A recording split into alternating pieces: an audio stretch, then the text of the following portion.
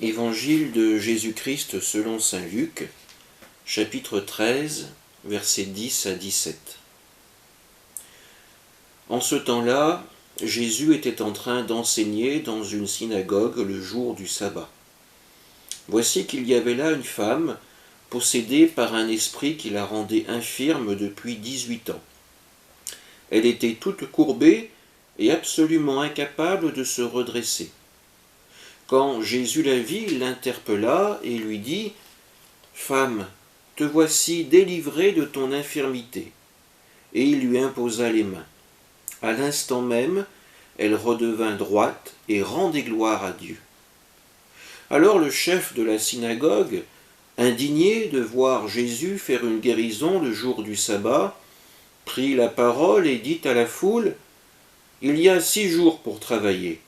Venez donc vous faire guérir ces jours-là, et non pas le jour du sabbat. » Le Seigneur lui répliqua « Hypocrite, chacun de vous, le jour du sabbat, ne détache-t-il pas de la mangeoire son bœuf ou son âne pour le mener boire?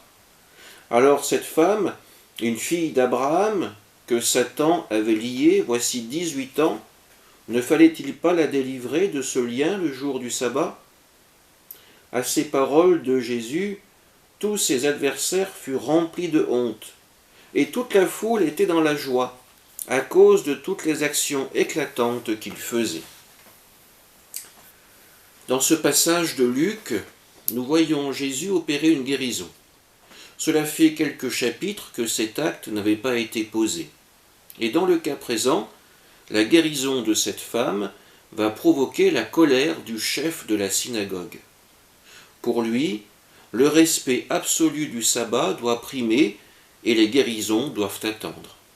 Jésus, dans l'Évangile, nous est présenté en train d'enseigner quand il voit une femme possédée par un esprit mauvais. Celui-ci l'empêche de se redresser. Après l'imposition des mains de Jésus, cette femme pourra de nouveau se redresser. Reconnaissante, elle rendra grâce à Dieu. Mais aucun des témoins de la scène ne partage sa joie. Pourtant, nous voyons bien que cet homme, ce chef de synagogue, n'ose pas attaquer Jésus directement.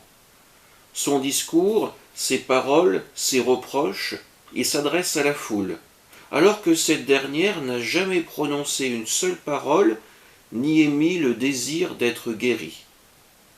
Devant ces paroles, Jésus va réagir. Il va mettre en lumière l'hypocrisie de ces hommes. En effet, qui durant le sabbat, où tout travail est interdit, ne va pas néanmoins délier son âne pour qu'il puisse boire?